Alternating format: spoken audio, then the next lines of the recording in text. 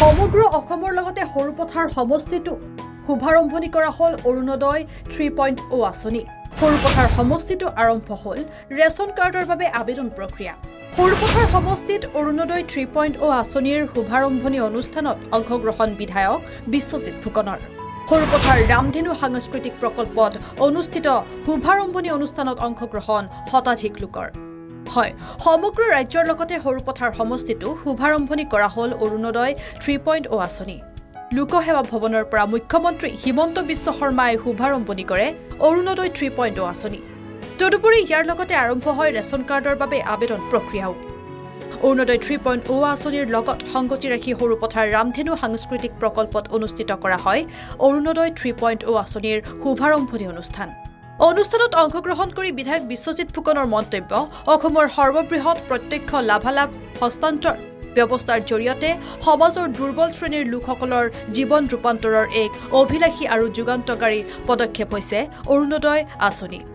মুখ্যমন্ত্ৰী ডক্টৰ হিমন্ত বিশ্ব শৰ্মাই অসম চৰকাৰৰ এই ধ্বজাবাহী আঁচনিখনৰ সম্প্ৰসাৰণ কৰিছে, যাৰ জৰিয়তে প্ৰত্যক্ষ বেংক হস্তান্তৰৰ জৰিয়তে হিতাধিকাৰীৰ কল্যাণ সাধন কৰা আঁচনিয়ে এতিয়াৰ পৰা 37,20,000 হিতাধিকাৰীক সামৰি ল'ব। আমাৰ গ্ৰামাঞ্চলৰে হওক নগৰ অঞ্চলৰে হওক দুখীয়া লোকসকলৰ বিকাশ আৰু উন্নয়নৰ ক্ষেত্ৰত এক অভূতপূৰ্ব বৰঙণি আগবঢ়াব। আঁচনিখনৰ সম্পৰ্কত মই প্ৰত্যেকেই দীঘলীয়া ব্যাখ্যা কৰিব খোজা নাই, কাৰণ মুখ্যমন্ত্ৰী মহোদয়ে তেখেতৰ বক্তব্যত এই সকলোখিনি কথা আপোনালোকে বুজি পোৱাটো সুন্দৰকৈ কৈ গৈছে। মই মাত্ৰ দুটামান মোৰ অভিজ্ঞতা ক'ব বিচাৰিছোঁ যে যোৱাবাৰ যেতিয়া আমি ৰেচন কাৰ্ড দিছিলোঁ, সৰুপথাৰত আমি যিমান ৰেচন কাৰ্ড দিব খুজিছিলোঁ সৰুপথাৰ সমষ্টিত 44,000 আমি আবেদন পত্ৰ বিতৰণ কৰিছিলোঁ। সৰুপথাৰ আৰু মৰঙী সংলগ্ন কৰি পুৰণি আমাৰ সমষ্টি ভিত্তিত, কিন্তু প্ৰায় 15,000 ফৰ্ম উভতি নাহিল আৰু ফৰ্মবিলাক উভতি নহাৰ ফলত সেই সময়ত আমি মানুহক ৰেচন কাৰ্ড দিবলৈ সক্ষম থকাৰ পাছতো দিব নোৱাৰিছিলোঁ। কিন্তু তাৰ পৰৱৰ্তী অৱস্থাত যেতিয়া আমি গাঁৱলৈ যাওঁ, প্ৰত্যেকখন গাঁৱতে আমি দেখোঁ যে ৰেচন কাৰ্ড নথকা বহু মানুহে আমাক কয় আমাৰ ৰেচন কাৰ্ড নাই। সেইবাবে এতিয়া নতুনকৈ গঠন হোৱা সৰুপথাৰ সমষ্টি যিটো ধনশিৰি মহকুমা, এই সমষ্টিৰ কাৰণে 13,500 নতুন ৰেচন কাৰ্ড আহিছে। এই ৰেচন কাৰ্ড এতিয়া যদি নলয়, মই ভাবোঁ দ্বিতীয়বাৰ পাম নে নাপাম তাৰ সম্ভাৱনা কম। সেইকাৰণে ৰেচন কাৰ্ড যাতে থাকি নাযায় আৰু পাব লগা মানুহ যাতে অজ্ঞাত হৈ বা নজনাকৈ নাথাকে, তাৰ কাৰণে আমি ব্যৱস্থা ল'ব লাগিব। আৰু আজি প্ৰত্যেককে মই অনুৰোধ কৰিছোঁ যে আপোনালোকে ৰেচন কাৰ্ড সম্পৰ্কত আজিয়ে কৈ নিজৰ চুবুৰীটোক, নিজৰ ওচৰ চুবুৰীয়াক অৱগত কৰিব। আৰু ময়ো ব্যক্তিগতভাৱে সমষ্টিটোৰ প্ৰায়বিলাক পঞ্চায়তলৈ আহি থকা দিনত অৰুণোদয় আৰু ৰেচন কাৰ্ডৰ সজাগতা সৃষ্টি কৰিবলৈ একোখনকৈ পঞ্চায়ত ভিত্তিক সভা অনুষ্ঠিত কৰিম বুলি ভাবিছোঁ, যাতে আমাৰ কোনো ব্যক্তি থাকি নাযায়। বিশেষকৈ আজি দুদিনমান আগত মই গম পালোঁ যে ৰতনপুৰ পঞ্চায়তৰ কাৰ্যালয়তে যোৱাবাৰ আবেদন কৰা প্ৰায় 300 ৰেচন কাৰ্ডৰ ফৰ্ম থাকি গ'ল। সেইসকল ব্যক্তি যদি সেই সময়ত কম্পিউটাৰ ভিত্তি কৰা হ'লহেঁতেন, আজি তেওঁলোকে চাউল পাই থাকিলেহেঁতেন।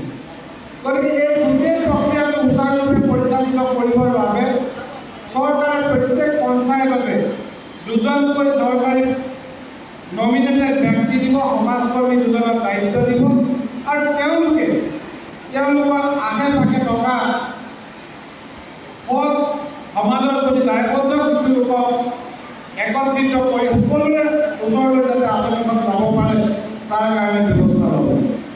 সৰুপথাৰ সমষ্টিত আৰু এটা ঘটনা ঘটিছে যে আজি কেইদিনমানৰ আগৰ পৰা কেইজনমান বিশেষ ব্যক্তিয়ে মানুহক অৰুণোদয় দিম বুলি কৈ কিছুমান ফৰ্ম বিতৰণ কৰিছে আৰু পইচা সংগ্ৰহ কৰিছে।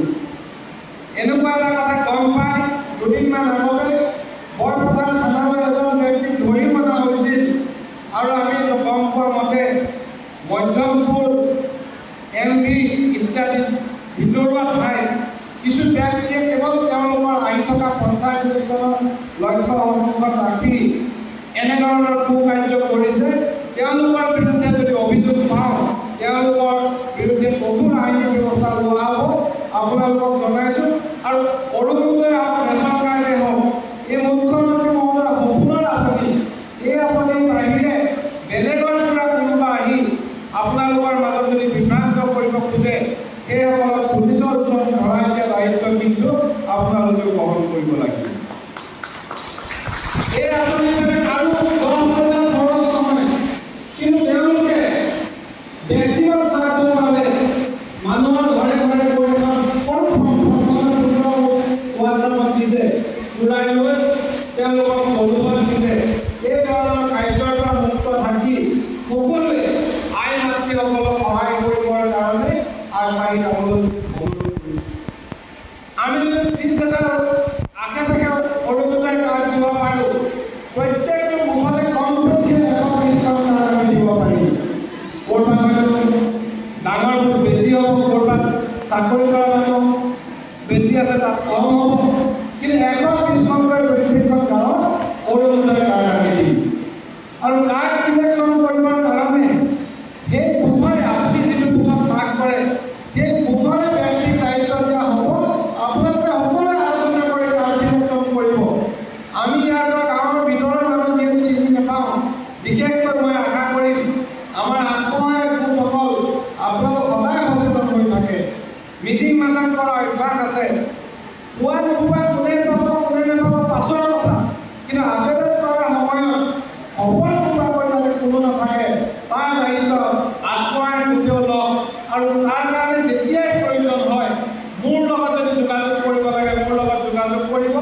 আপোনালোকে আমাৰ বুথ পৰ্যায় কমিটিৰ লগত আত্মসহায়ক গোট, জীৱিকা সখী, আমাৰ গাঁৱৰ অন্যান্যসকল, আমাৰ দলৰ কাৰ্যকৰ্তাসকল সকলো মিলিত হৈ আমি এইবাৰ যাতে অৰুণোদয় আঁচনিৰ জৰিয়তে সৰুপথাৰ সমষ্টিৰ সৰ্বাধিক লোকক অৰুণোদয় দিব পাৰোঁ, ৰেচন কাৰ্ড দিব পাৰোঁ, তাৰ ব্যৱস্থা ল'ব লাগে।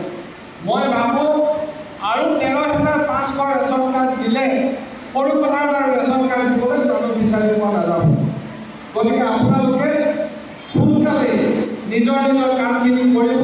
বিভাগৰ পৰা ইতিমধ্যে পঞ্চায়ত ভিত্তিক ৰেচন কাৰ্ডৰ কমিটি ঠিক কৰি দিছে। যিহেতু পঞ্চায়ত আমাৰ নিৰ্বাচিত নাই, এই কমিটিবিলাকৰ নটিফিকেশ্যন কালিৰে ভিতৰত ওলাই যাব। আৰু সকলোবিলাক ব্যক্তি যিসকল ব্যক্তিক দায়িত্ব দিয়া হৈছে আপোনালোকৰ পৰিচিত ব্যক্তি, সমাজ সেৱাৰ লগত জড়িত ব্যক্তি, তেওঁলোকে আপোনালোকক সহায় কৰিব। মই দীঘলীয়া বক্তব্য নেৰাখোঁ, যথেষ্ট গৰম, বিশেষকৈ পাছফালৰ ফেনখন ৰাতিপুৱা ভাল আছিল, এতিয়া বেয়া হোৱাৰ কাৰণে পাছৰ আমাৰ আই মাতৃসকলে যথেষ্ট কষ্ট পাইছে। আপোনালোকক সকলোকে পুনৰবাৰ অৰুণোদয় আৰু ৰেচন কাৰ্ডৰ সুবিধা লৈ নিজৰ পৰিয়ালক শক্তিশালী কৰি মুখ্যমন্ত্ৰী মহোদয়ৰ সপোন সাৰ্থক কৰিবলৈ অনুৰোধ জনাই মোৰ বক্তব্য সামৰিছোঁ। ধন্যবাদ, নমস্কাৰ।